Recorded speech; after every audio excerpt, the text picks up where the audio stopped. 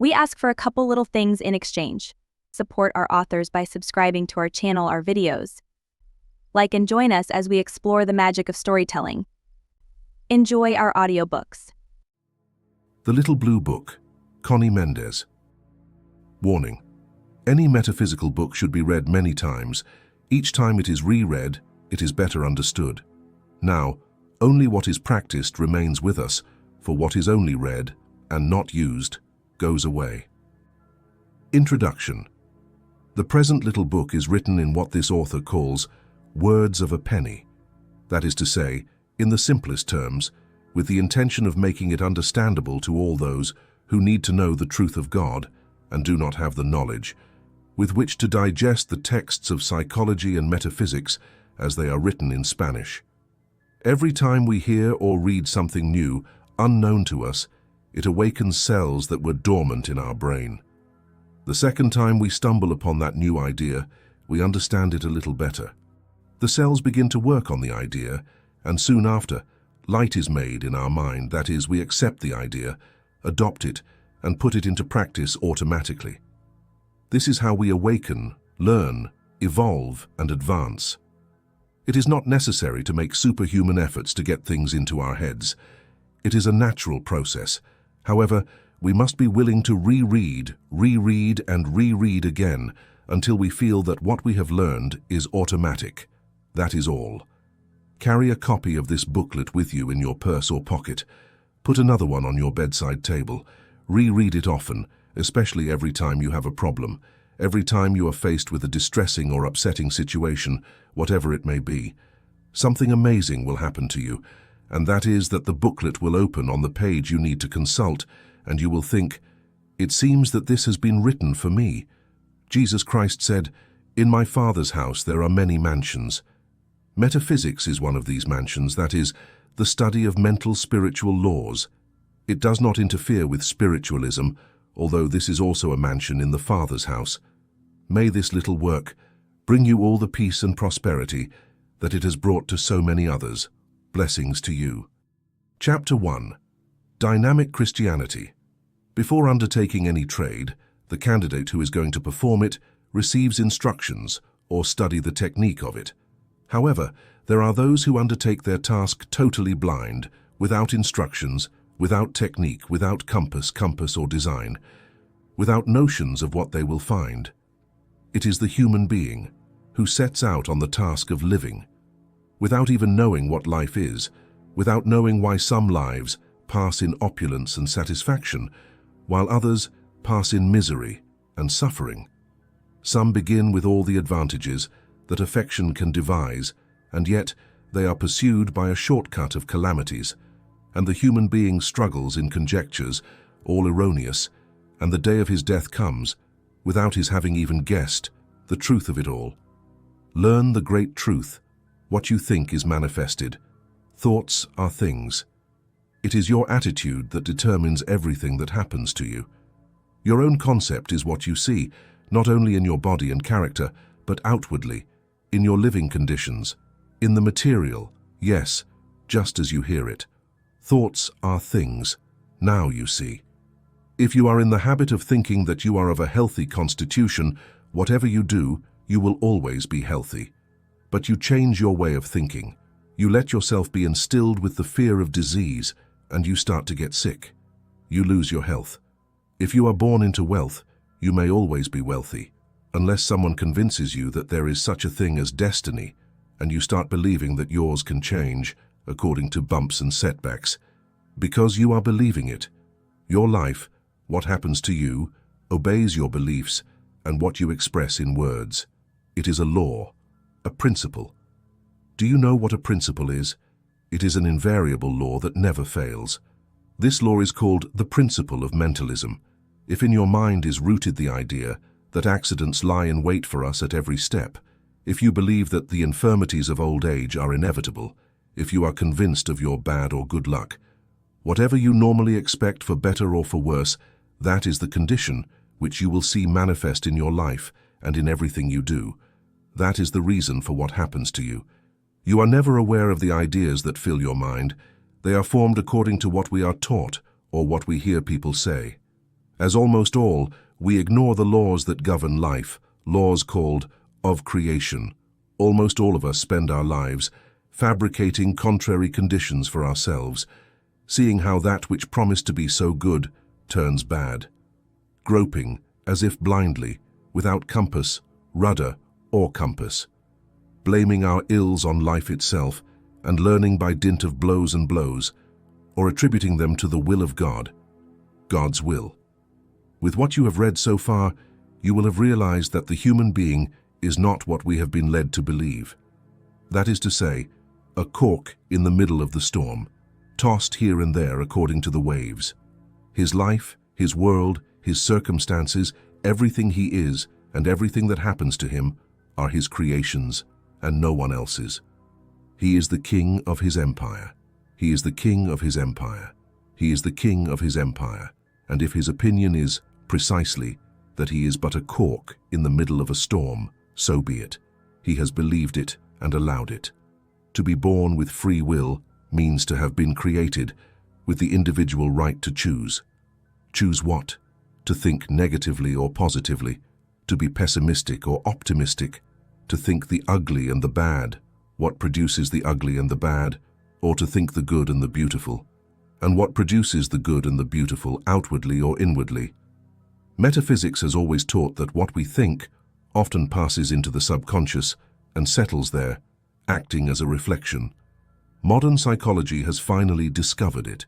When the human being is involved in the effects of his ignorance, that is to say that he himself has caused a calamity, he turns to God and begs him to deliver him from suffering. The man sees that God sometimes attends to him, and that at other times, inexplicably, he does not attend to him. It is in the latter case when his relatives console him by telling him that we must resign ourselves to God's will. In other words, everyone takes it for granted that the will of the Creator is evil, but at the same time, religion teaches that God is our Father, a Father all loving kindness, mercy. Do you see how these two theories do not agree? Does it seem like common sense to you that an all-loving, infinitely wise Father could feel and express ill will towards his children? We, mortal fathers and mothers, could never attribute to any child the crimes we attribute to God. We would not be able to condemn to eternal fire a creature of our blood for a natural fault of his mortal condition. And do we consider that God is capable, that is to say, without our being clearly aware of it, we are attributing to God a nature of capricious and vindictive tycoon, full of ill will, dependent on our slightest infraction, to inflict on us punishments out of all proportion. It is natural to think so when we are born. We live ignoring the rules and basic laws of life. We have already said the reason for our calamities. We produce them with our thoughts. In this is that we are made, in the image and likeness of the Creator. We are creators, each of us, of our own manifestation. Now then, why does it seem that God attends sometimes and not others? You will see. Prayer is the purest and highest thought that can be thought. It is to polarize the mind to the highest positive degree. These are vibrations of light, which we throw out when we pray, that is, when we think of God. These vibrations should instantly transform into perfect and beautiful all the surrounding dark conditions, as when a lamp is brought into a room which is in darkness. Provided that the one who is praying thinks and believes that the God to whom he is asking is a loving Father who wishes to give all good to his child. In that case, God always attends. But how in general, mankind has the habit of asking like this: "Oh, Papa God, get me out of this predicament. I know you will think that it is not good for me because you want to impose this test on me." In other words, he has already denied any possibility of receiving it. He has more faith in that God who taught us, capricious, vindictive, full of ill will, who only waits for us to commit the first offense to inflict on us punishments of satanic cruelty. For he who thus asks only receives according to his own image of God. It is as simple as I tell you. Now never again forget that God's will for you is good, health, peace, happiness, well-being, all the good that he has created. Never again forget that God is neither the judge, nor the policeman, nor the executioner, nor the tyrant that you have been led to believe. The truth is that he has created 7 laws, 7 principles that act in everything and always, and do not rest for a single minute. They are responsible for maintaining order and harmony throughout creation. No policemen are needed in the spirit. He who does not march with the law punishes himself. What you think is manifested, so learn to think correctly, and with the law, so that all the good that God wants for you is manifested. St. Paul said that God is closer to us than our feet and our hands, and even closer than our breath. That's why we don't have to cry out to him to be heard. It is enough to think a little of him so that what seems disordered begins to recompose itself. He has created us, and he knows us better than we know ourselves. He knows why we act this way or that way, and he does not expect us to behave like saints when we are just learning to walk in this spiritual life. I am going to beg you, do not believe anything I am telling you, without first checking it out. It is your divine and sovereign right. Do not do what you have done up to now. Accept everything you hear and everything you see, without giving yourself the opportunity to judge between what is right and what is wrong. Chapter 2. The Mechanics of Thought. All day and all night long we are thinking an infinite number of different things. A kind of constant cinematographic movie, although unconnected, is always going through our mind. Among so many different ideas, we stop to contemplate, examine, or study some more than others. Why? Because they have stimulated our feelings. They have produced in us a feeling of fear or antipathy, of sympathy or pity, a feeling of liking or disliking. It doesn't matter. The fact is that because of that feeling the idea interests us, we review it later, and perhaps we discuss it with someone. This is meditating, and what we meditate on goes to the subconscious and is recorded there. Once an idea is recorded in the subconscious, it becomes a reflex. You know, when the doctor taps you with some object in a place around the knee, your leg jumps. You have been touched in a sensitive spot, and you have reacted, haven't you? In the same way, every time something happens in your life that refers to one of the ideas that are recorded in your subconscious, the reflex reacts in the exact way it was recorded. You adopt an attitude in accordance with the original feeling you felt when you first thought of that idea. Metaphysicians call this a concept, that is, a belief, a conviction. The subconscious is not discerning. It does not decide anything. It does not opine or think for itself. It has no power of protest. It has no will of its own. These are not its functions. Its only function is to react by putting in order the reflex it has been given. It is, in this sense, a wonderful filing cabinet, secretary, automatic librarian, which neither rests nor fails ever. It also has no sense of humor. He does not know when an order has been given in jest or in earnest. So if your nose is a little bulging, and if you, to make others laugh, you adopt the joke of calling it my stuffed potato nose. For example, as the subconscious is an exact servant, it has no sense of humor and only knows how to obey unconditionally. Then it will try by all means to fulfill the order given to it by your words and your feeling, and you will see how your nose looks more and more like a stuffed potato. The word metaphysics means beyond the physical. That is, the science that studies and deals with everything that is invisible to the physical senses. It gives you the reason for all that we do not understand, for all that is mysterious, and it is accurate, as you will see as you read this booklet. Now you see, you remember the first time you heard the word cold mentioned. You were very small. Your elders said the word and taught you to fear it. By dint of repeating it, they taught you to understand it. They told you not to get your feet wet, not to stand in a draught, not to go near someone because he had a cold and it would stick, etc. All this was recorded in the subconscious and became a reflex. You never had to remember the warnings of your elders. The damage was already done. From then on, your subconscious would give you a cold, the best it could give you, every time you stood in a draught, every time your feet got wet, every time you came near a cold, and every time you heard that there was a flu or cold epidemic. Because of your elders, because of what you heard others say, because of what you have read in newspapers and advertisements, on radio and television, and above all because you ignore the metaphysical truth of life, you have accepted these erroneous ideas. These have become reflexes, which act without your premeditation, automatically, and which are the cause of all the ills which afflict you in the picture of your life. You have a bulky load of strange ideas, which affect all departments of your life, your body, your soul, and your mind.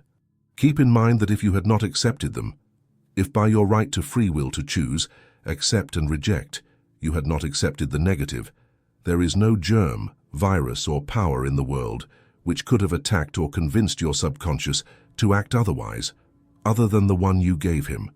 Your will, negative or positive, is the magnet that attracts to you the germs, the adverse circumstances, or the good ones. As we have already said, your attitude, negative or positive in the face of events, determines for you the effects. Chapter 3. The Infallible Formula. It turns out that every human mind contains an accumulation of opinions, convictions, or misconceptions, contrary to truth and in conflict with the basic principles of creation, which manifest themselves perennially in external conditions. All those calamities and sufferings which afflict man and the world in general, diseases, accidents, ailments, quarrels, disharmonies, deficiencies, failures, and even death. Happily, none of this conforms to the truth of being. Fortunately, there is a way to erase all these false beliefs and replace them with correct ones, which will not only produce positive, good, happy, right conditions and circumstances, but once the error is corrected and the truth is established in the subconscious, the negative things can never happen again in our lives. The order has been changed. The magnet has changed its pole. It is absolutely impossible to attract anything that does not already find its correspondence in us. The infallible formula is the following. Every time something undesirable happens to you, that you get sick, that an accident happens to you, that you are robbed, that you are offended, that you are molested, if you are the cause of some evil to another or to yourself, if you are afflicted with a physical or moral or character defect, if you dislike someone, if you detest them, or if you love too much and suffer for it, if you are tortured by jealousy, if you fall in love with someone who belongs to another, if you are the victim of injustice or the victim of domination by another. The list is endless, so tell yourself what condition is affecting you. Know the truth. Thus Jesus Christ, the greatest of all masters of metaphysics, said, "Know the truth, and it shall set you free." Truth, the supreme law, is perfect harmony, beauty, goodness, justice, freedom, health, intelligence, wisdom, love, and bliss. Anything contrary to this is appearance. It is contrary to the supreme law of perfect harmony, and therefore it is a lie, because it is contrary to truth. Your higher self is perfect, at this moment, and always has been perfect. It cannot get sick because it is life. It cannot die for the same reason. It cannot grow old. It cannot suffer. It cannot fear. It is beautiful. It is love, intelligence, wisdom, bliss. That is truth. It is your truth, mine, that of all human beings, and right now. It is not that the human being is God. Just like a drop of seawater, it is not the sea, but it encompasses all that forms and contains the sea to an infinitesimal degree. And for an atom, that drop of water is a sea. Whatever you are manifesting, whatever is happening to you, that is contrary to perfect harmony, or whatever you yourself are doing or suffering contrary to perfect harmony, is due to an erroneous belief that you have created, that you know, and that you are reflexively throwing outward and attracting its equal from the outside. It has nothing to do with your higher self. It is still perfect. Your conditions and your situation are perfect. Now, in each of the circumstances listed above, you must remember what I have just told you, first of all, and then say mentally or aloud as you wish, "I do not accept it." Say it firmly but with infinite gentleness. Mental works do not need physical strength. Neither thought nor spirit has muscles. When you say, "I do not accept it," do it as if you were saying, "I do not feel like it," calmly, but with the same conviction and firmness, without shouting, without violence, without a movement, without abruptness. After you have said, "I do not accept it," remember that your higher self is perfect, that its conditions are perfect. Now say, "I declare that the truth of this problem is harmony, love, intelligence, justice, abundance, life, health, etc., whatever is the opposite of the truth, whatever is the opposite of the negative condition which is manifesting at that moment. Thank you, Father, for you have heard me." You don't have to blindly believe what you read. You have to check it out for yourself. In metaphysical language, this is called a treatment. After any treatment, you have to maintain the attitude you have stated. You cannot allow doubt to enter about the efficacy of the treatment, nor can you re-express in words the concepts, opinions, and beliefs of before, because that destroys, nullifies the treatment. The purpose is to transform the mental pattern which has been dominating in the subconscious, that is, the mental climate in which you have been living, with all your negative set of circumstances. St. Paul said, "You are formed by the renewal of your mind."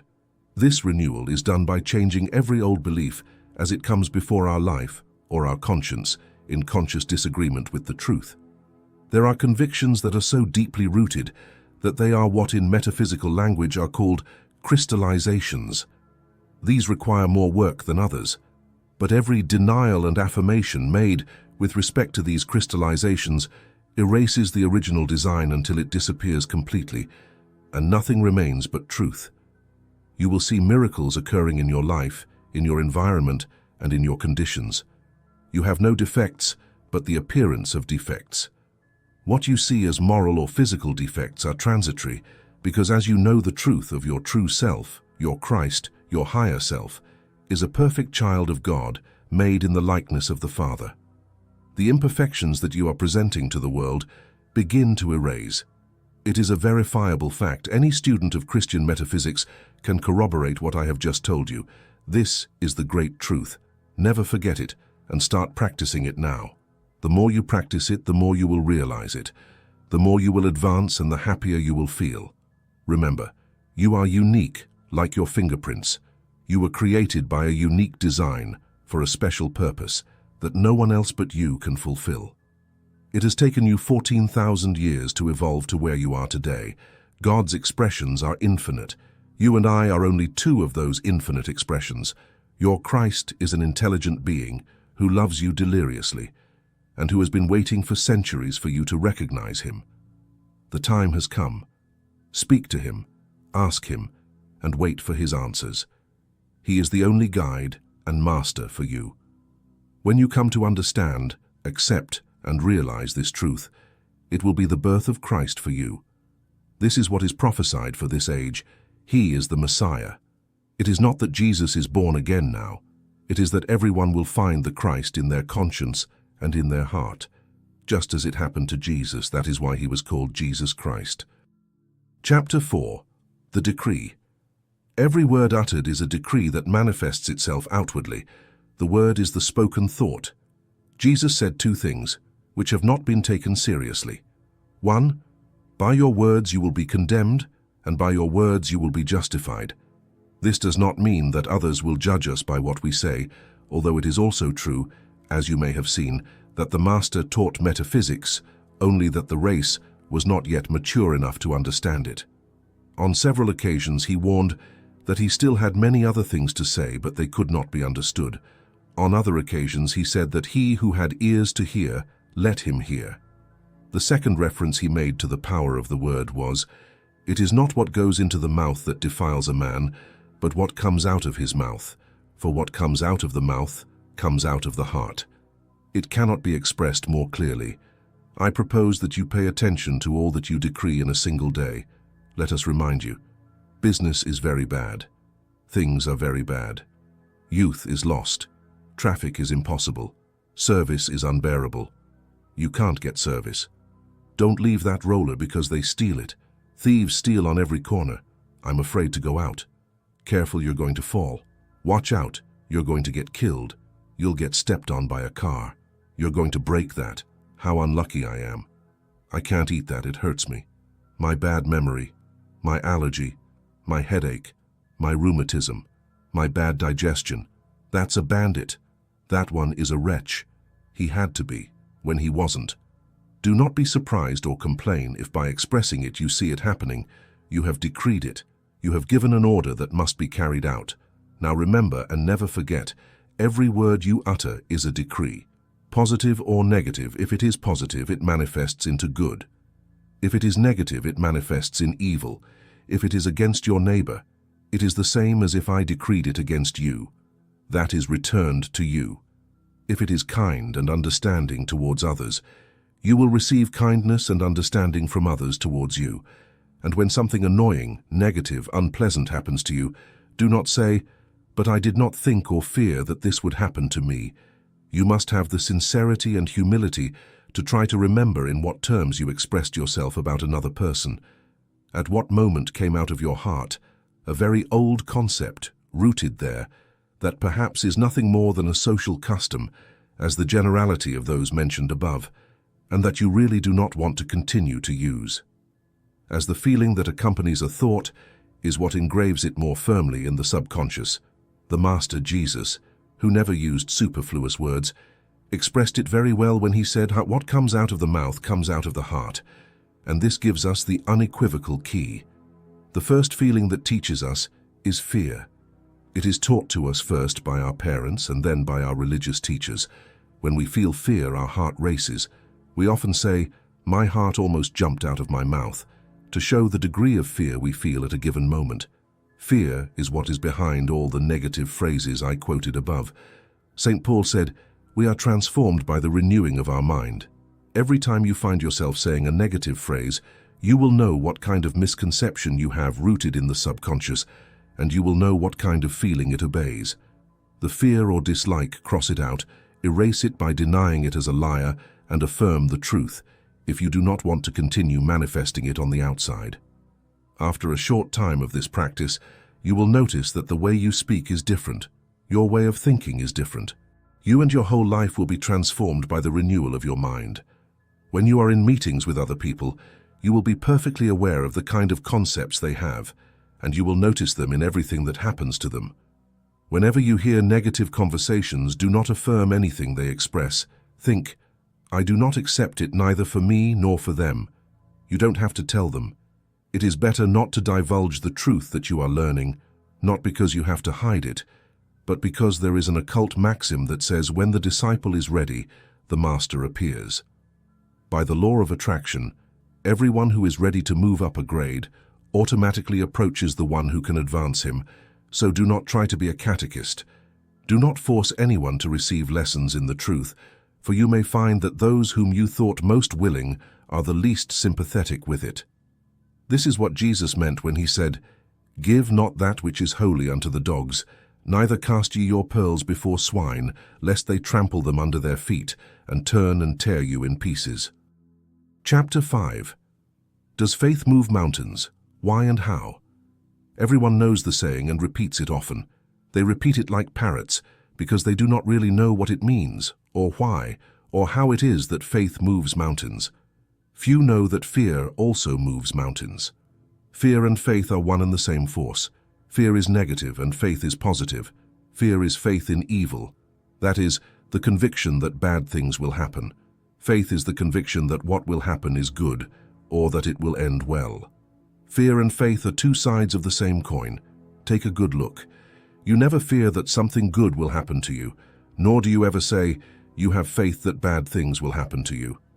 Faith is always associated with something we desire, and I don't think you desire evil for yourself. You fear it, don't you?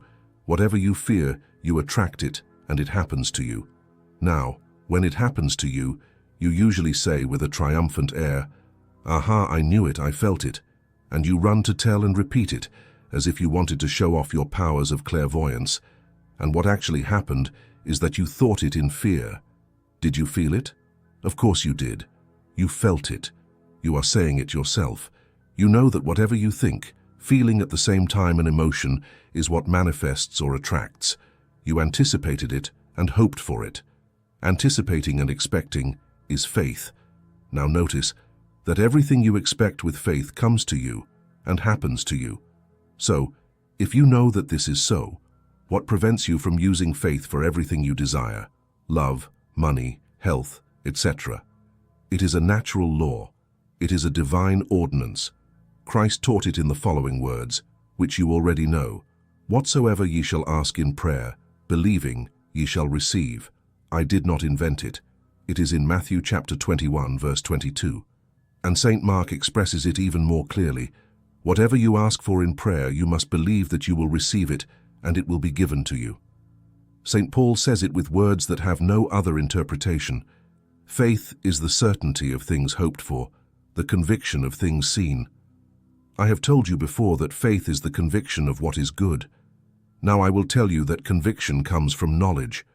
Suppose you live in the province and you have never been to the capital.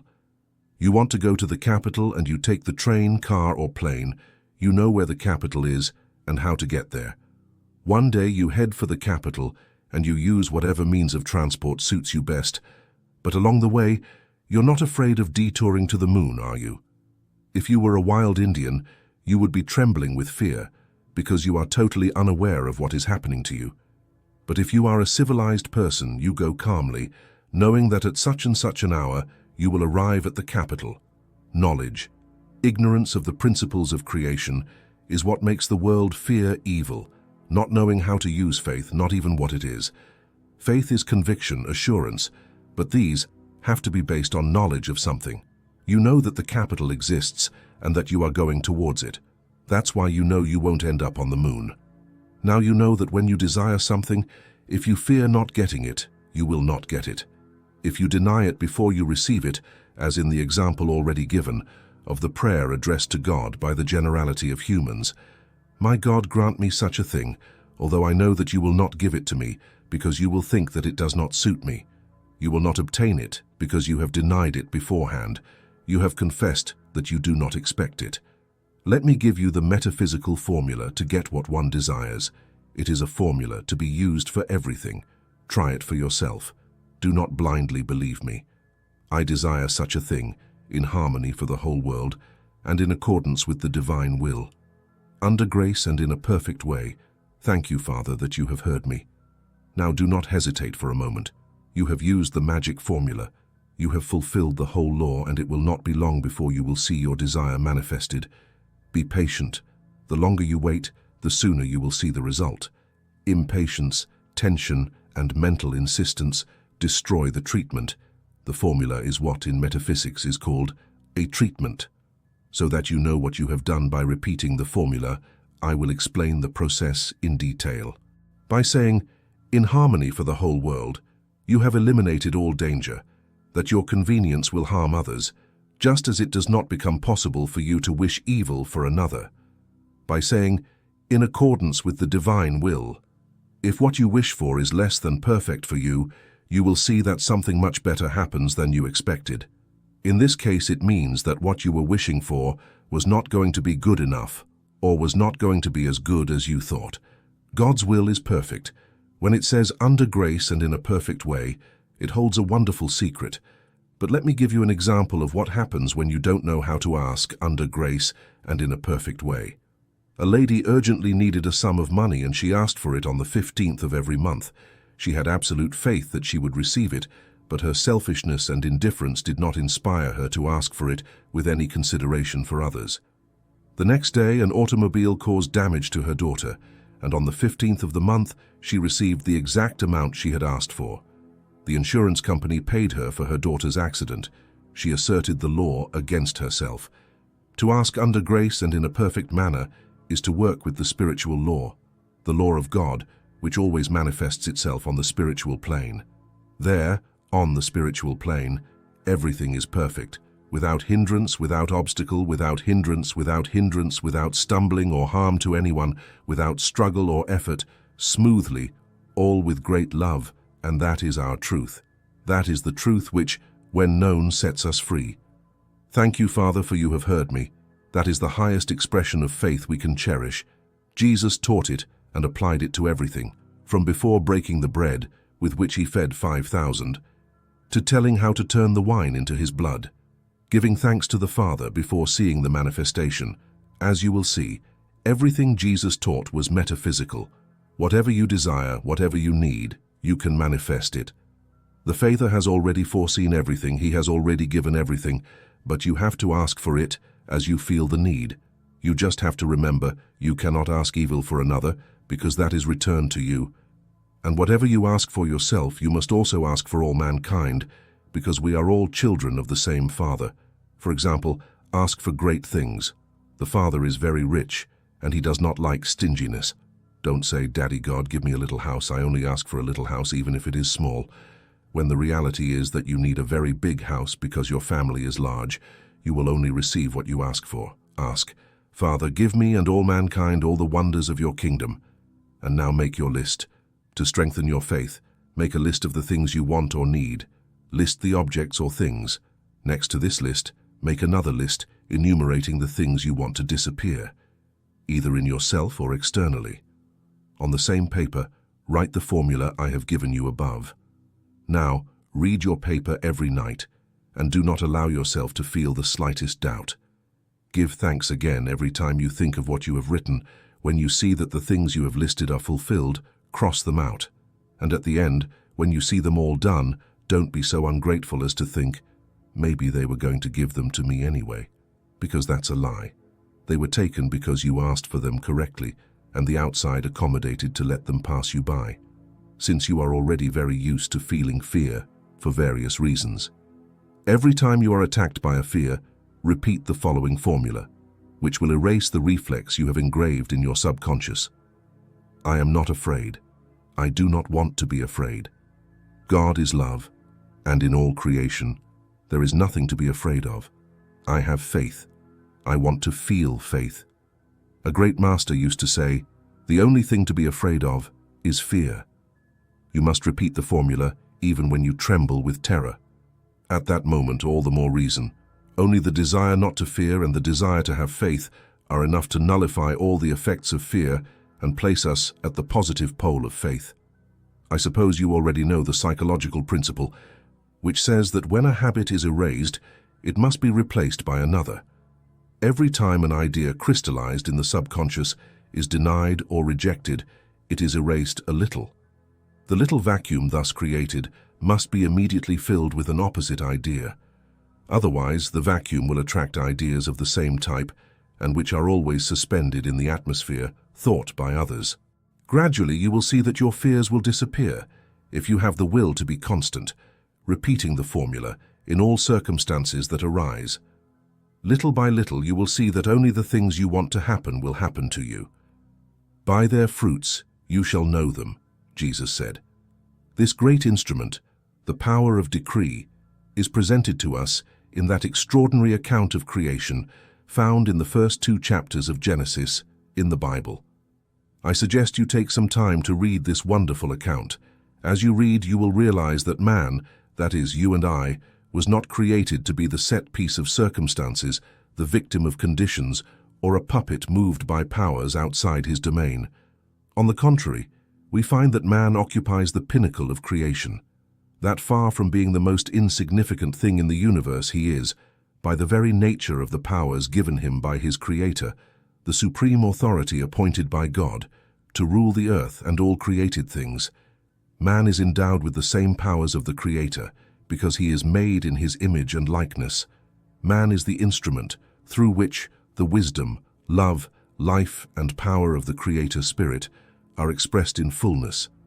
God placed man in a receptive and obedient universe, including his body, his affairs, his environment, who has no alternative but to carry into effect the edicts or decrees of his supreme authority. The power to decree is absolute in man.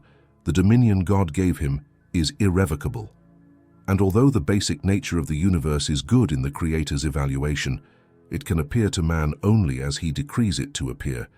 We see that as long as man was obedient to his Creator, kept his power to think and make decrees, in tune with the spirit of good, which is the structure of creation, he lived in a universe of good, a Garden of Eden. But when man fell by eating from the tree of the knowledge of good and evil and chose to base his thinking and the use of his powers on good and evil, what as a free agent he could do, he immediately found sweat and thistles mixed with his daily bread. Since the fall, man has been busy declaring his world good or evil, and his experiences have been in accordance with his decrees. This clearly shows how the universe responds, and how complete and far-reaching are man's dominion and authority. Chapter 6. Love. There remains only this chapter to complete your knowledge of the first principle of creation, the principle of mentalism, whose motto is, "All is mind." Jesus Christ said, "You are gods." Gospel of John 10:34. Just as creation, Was all of it a manifested thought, so man, who is a God in potency, creates with thought everything he sees manifested, in equality and likeness with his Creator. This you have already learned. You have also learned the mechanics of this mental creation, the character, positive or negative, of what you have created, the force, faith or fear, which determines the character, the way to change the outward aspect of what you have created, deny and affirm, the power of the word, which is spoken thought and therefore confirms the orders you have given with your thoughts, and finally, the infallible formula to create, manifest, and obtain the best, the highest, the perfect. Know the truth. In abidance to the ordinance of Master Jesus, you know this truth is that we were created perfect, by a perfect Creator, with the perfect essence of Himself, with free will to create positively or negatively. Therefore, evil is not a creation of God. It has no power in the face of truth. That disappears by replacing it, by the positive thought and word that Jesus said, "Do not resist evil," Matthew 5:39. That is to say, that we dominate evil with good. The only truth is the good. From now on, you will never again be able to blame anyone for what happens to you. You will have to look yourself in the face and ask yourself, how was my mental climate in this circumstance? Was it positive or negative? Did I feel faith or fear? What kind of decrees have I launched with my words? You will have to be honest and answer the truth. Are you happy with what you are seeing? Or do you dislike it, you will say. Now, in Christian metaphysics, we say that God has 7 aspects: love, truth, life, intelligence, soul, spirit, and principle. You see, all these aspects are invisible states. This means that everything is mental, so we cannot see or touch them. We feel and appreciate their effects. They exist, they act, they are real, they are things, and none of them can be denied. Love is called the character of God, the first aspect of God, the most potent of all forces, and the most sensitive. Few people know what love really is. Most believe that it is what is felt towards parents, children, spouses, lovers, etc.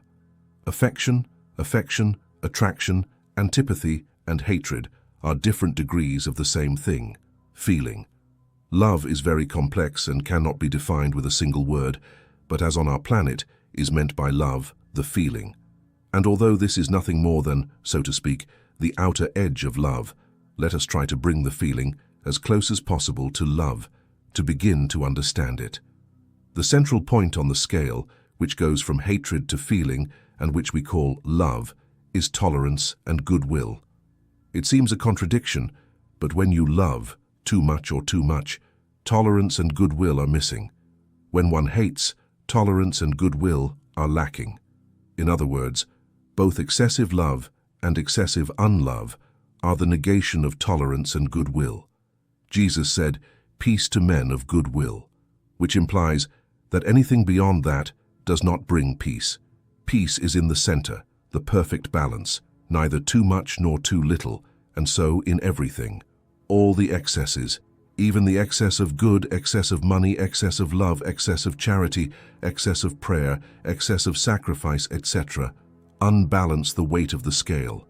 They lead more to one side and take away peace.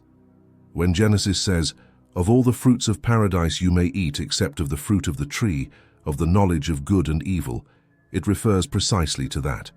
The trunk of the tree symbolizes the center, the balance. The branches start from that center, spread out to all sides and produce fruits. Some manifest themselves as good, others as evil. They symbolize the extremes. You will see then that the forbidden fruit, which has caused so much tribulation in the world, is nothing else than the extremes, the excess in all aspects, since God, who created everything, declared good all his work, read it in Genesis, and only mentions the word evil regarding the excess. A parenthesis to recommend you to read and meditate on Ecclesiastes chapter 3, which begins, "Everything has its time," the Bible.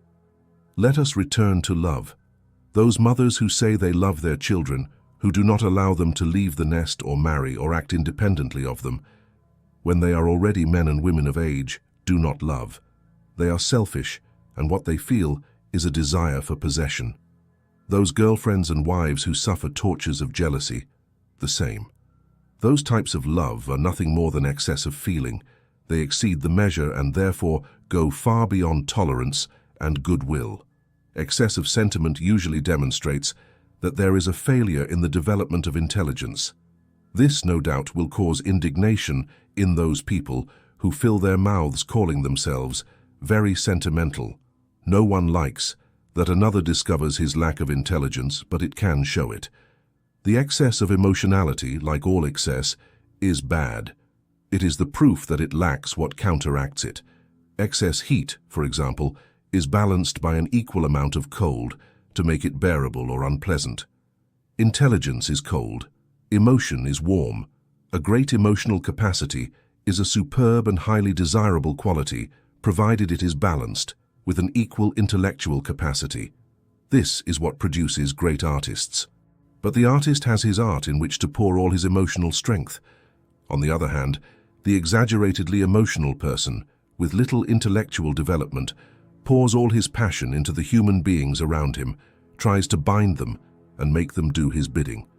The remedy against excessive emotionality is to think and reflect a lot, especially meditate for a while, and daily, on intelligence. Beginning by asking yourself, what does intelligence mean? Continuing by thinking that everything contains intelligence in the universe, plants, animals, etc., and ending by affirming, I am intelligent with the intelligence of God Himself, since I have been created from the very essence of the Creator. By intelligence, with intelligence, and from the intelligence of God. Within a few days of repeating this treatment, you will already notice a change in elasticity as well as in mental penetration, and after only 1 week of exercise, one can appreciate the transformation in the way of loving others, a serenity and a peculiar generosity, which one would never have believed oneself capable of expressing. At the same time, one notices a total change in others, towards oneself.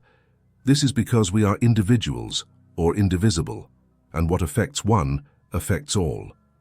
The step that one climbs helps the whole race. We will now move on to deal with the number one enemy of all mankind, resentment and rancor, not to say hatred. There are hardly any human beings who are exempt from resentment without knowing that it embitters the whole life, influences badly all the manifestations, and is the cause of all the disappointments that we suffer.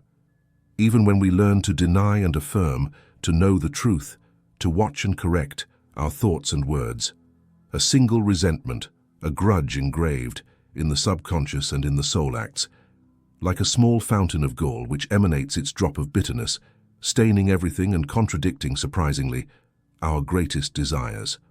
Nothing, not even the most perfect manifestation, can last as long as there is that infectious focus spoiling our own being.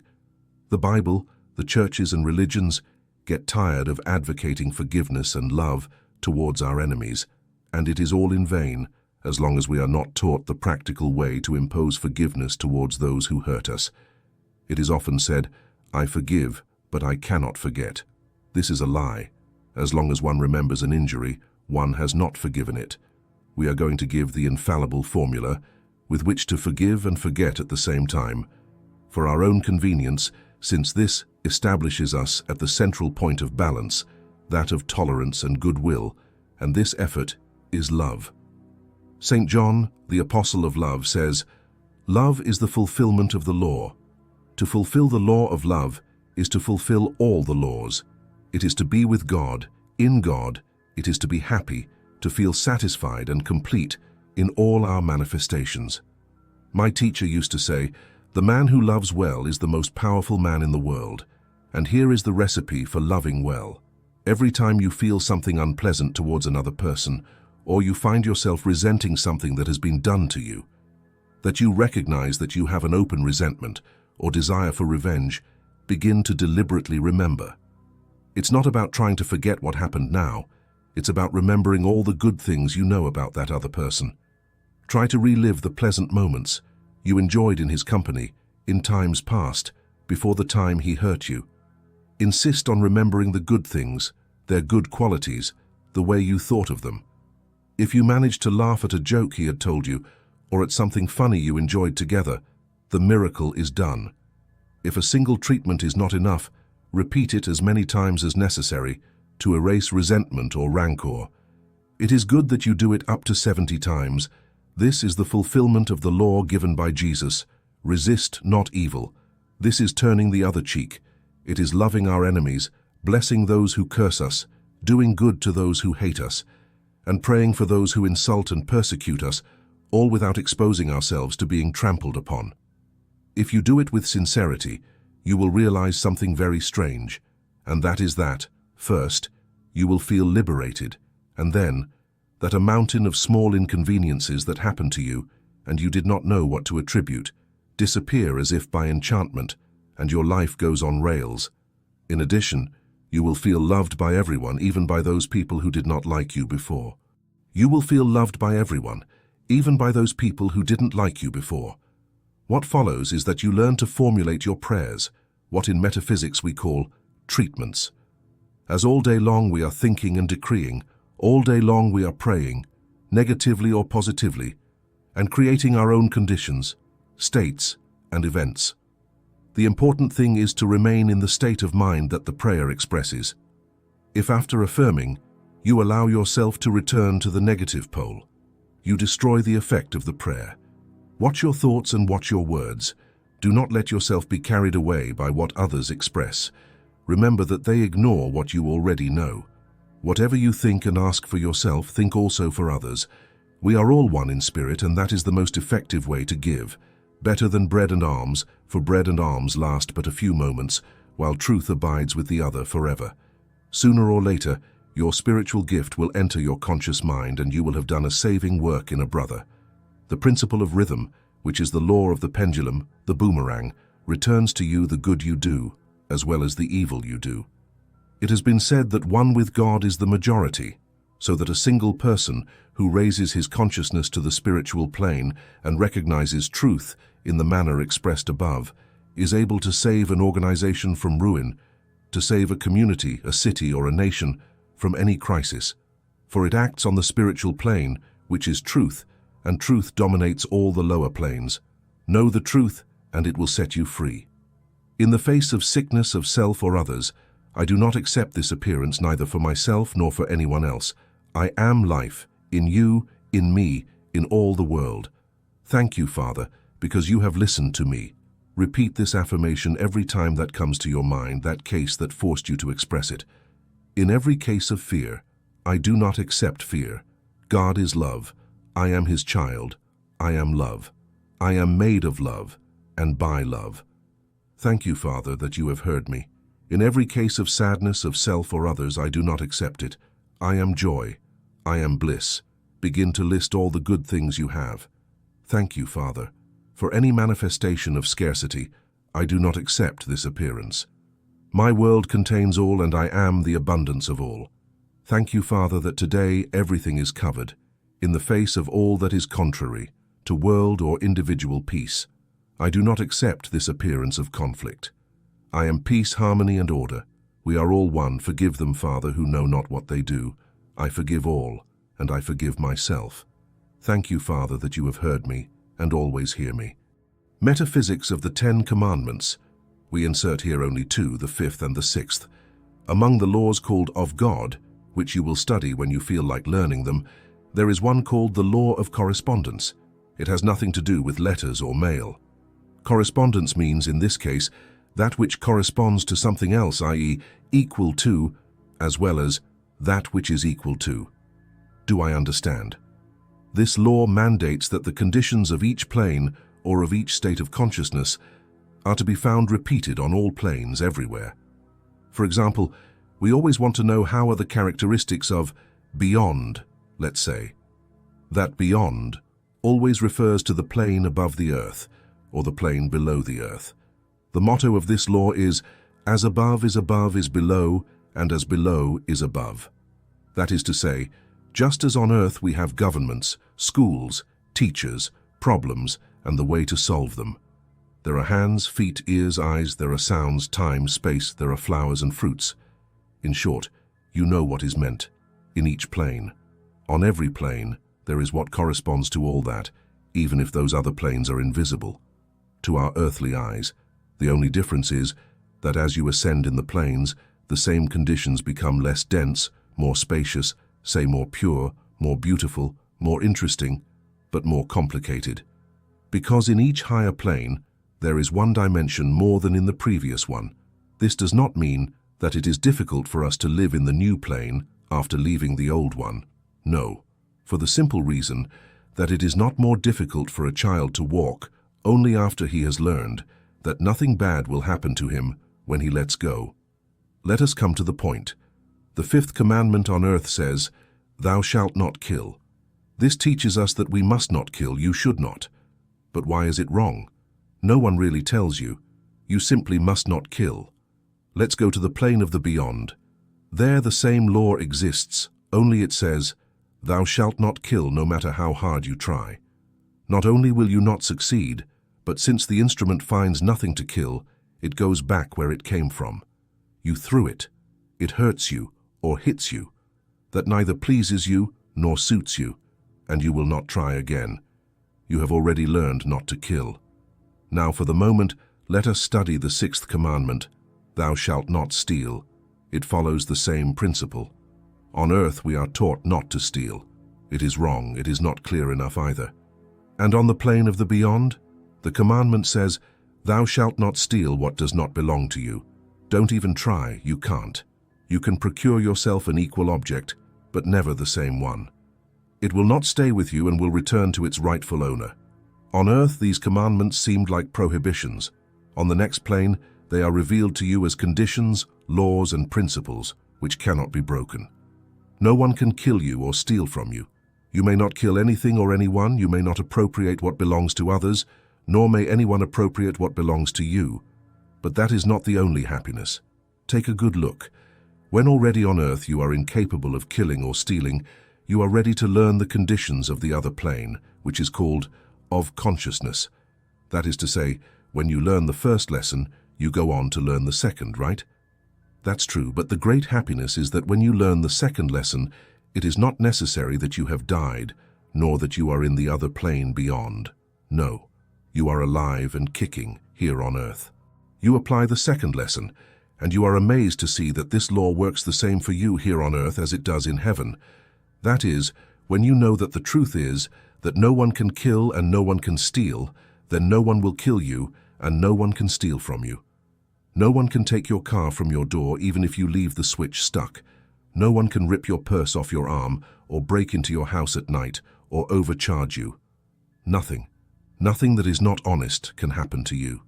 What is yours and no one else's. We will explain why this is so in the following paragraphs. Why can't you kill? Because life is just that, life. It is not death. Life cannot die, because that would be a contradiction in terms. Life is eternally life and can never be death. Then, you say, what happens to me? I never die because I am alive. Exactly. You are in eternity, and no one can take your life away from you. Your life is God.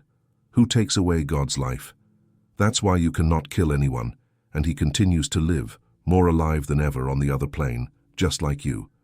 But now you know that what you do on earth is also returned to you. Why? By the law of correspondence. Because everything on one plane has its correspondence in the others, in all the others. This law says, do not do to others what you do not want others to do to you. You know the reason.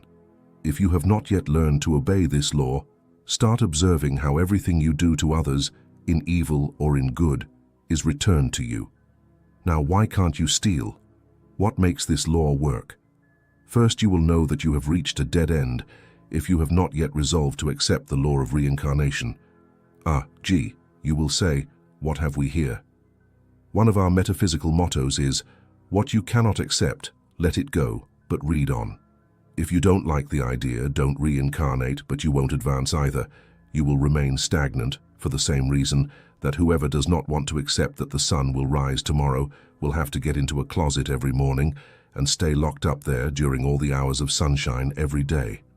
The law of evolution is an eternal experimentation and overcoming, as we have already seen above, in the child who learns to walk and who does not have to be afraid, because he only learns to let himself go. You know that everything changes from one thing to another.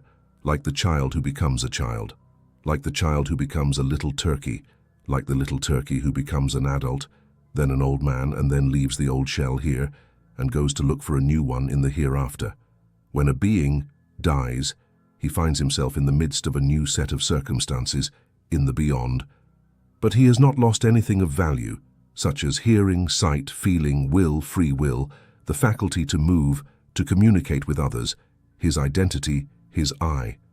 On the contrary, as there is one more dimension, you see more, you hear more, you feel more, you understand more, you embrace more, etc. In other words, nothing of what has been acquired can be lost. It is only adapted to the new conditions of the plane. This means that on each plane you acquire new and greater skills and knowledge. In each incarnated life, one acquires new experiences and learns to use new objects and instruments, which, although material here on Earth, have their correspondence on the other invisible planes.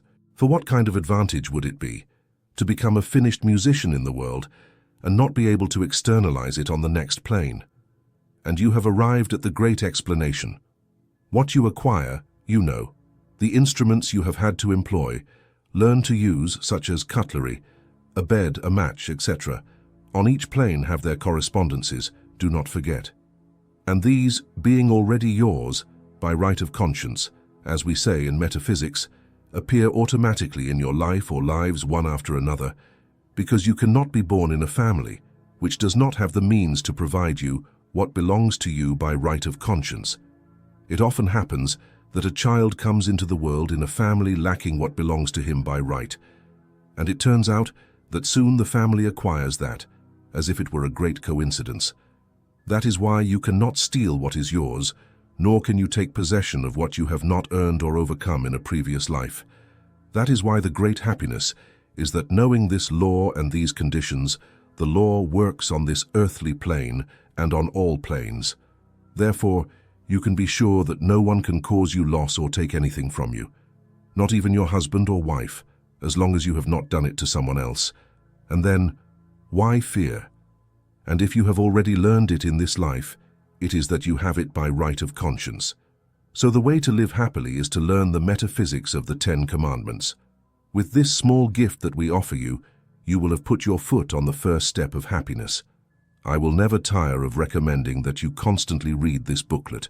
Do not throw it in the drawer and keep it in your pocket or in your wallet. Reread it, if you can, every day. Try to practice it, remember its instructions, and when you feel that the time has come to acquire more instruction, attend our lectures and get the following books. It will cost you nothing. You will only pay for the books you want to acquire, as they have to be sold in order to reproduce them. Receive all our love. May the light of your beloved presence of the I Am envelop you, fill you, enlighten you, guide you, and accompany you. We ask for a couple little things in exchange. Support our authors by subscribing to our channel, our videos. Like and join us as we explore the magic of storytelling. Enjoy our audiobooks.